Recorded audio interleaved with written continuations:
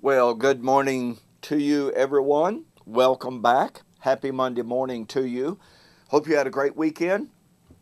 Boy, mine was hectic, but that's okay. A lot of good things happening. Let me remind you now, Preterist Pilgrim Weekend, July 16th through the 18th, 2015, right here in Ardmore, Oklahoma. An awful lot of the things that we've been sharing with you from the parables of Jesus are issues that are absolutely directly relevant to the theme of our conference this year, which is dispensationalism, dangerous or divine. From the study of the wicked husbandman, we can see the nature of the kingdom and no postponement and other issues that are involved. Well, you're going to find out so much more at our conference this year. So go to the website, www.eschatology.org or bibleprophecy.com, and register for this upcoming conference, July 16th through the 18th, 2015, Ardmore, Oklahoma. This is really going to be great.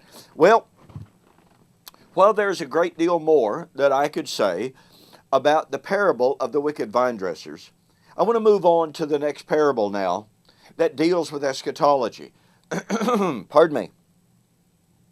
And Jesus told a parable about a great man who made a marriage feast for his son. He sent out his servants to call those who had been invited. The servants were mistreated. The master sent more, they were mistreated. The servants were ultimately killed. And the master of the wedding, the father, sent out his armies. He killed those wicked men and burnt their city. Now, a host of commentators have stated it is impossible not to see the events of AD 70 in verse 7, i.e. the destruction of the city and the slaying of those wicked men. Well, I think that's pretty obvious, okay? But what I want us to see, what I want us to begin with, is to realize that Jesus' parable, number one, it doesn't just appear out of thin air. That is the story of the parable. The wedding. The story of the wedding was a motif, it was a theme, it was a subject held dear by any faithful Jew or Israelite, if you want to make a distinction, for the telling of the parable. Very quickly, Yahweh was married to Israel at Sinai. That was the view of the rabbis. God himself said that when he made the covenant with Israel, when he took them by the hand to lead them out of Israel, he said, I was a husband to you. Jeremiah 31. But the 10 northern tribes became disobedient. They broke that marriage covenant. Thus, in Hosea chapter 2, Yahweh divorced them. He could not divorce Judah because of the promise of Messiah. But he promised that in the last days, he would betroth Israel, the 10 northern tribes, to him. In the day of the salvation of the remnant of all 12 tribes, he would also divorce Judah, as he had divorced Israel, which was through national judgment. So in the last days, Yahweh would not only divorce Judah as he had divorced Israel, but he would also remarry Israel, the whole house of Israel, in the day of the salvation of the remnant.